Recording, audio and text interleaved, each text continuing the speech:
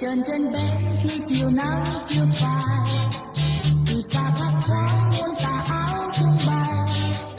nếp sống vui tươi nối chân nhau đến nơi đây. Sài Gòn đẹp lắm, Sài Gòn ơi, Sài Gòn ơi, người xe như nước trên đường vẫn qua màu, người ra thăm bến câu chào nói xôn xao, phố xa cây ngàn đón chân tôi đến chung vui. Sài Gòn đẹp lắm, Sài Gòn ơi, Sài Gòn ơi,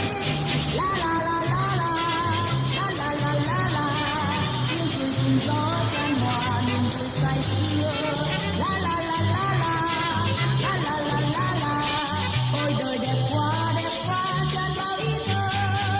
một tình yêu mến như lời hát câu ca, để lòng thương nhớ bao ngày bóng nơi xa,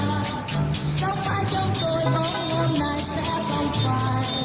Sài Gòn đẹp lắm, Sài Gòn ơi, Sài Gòn ơi.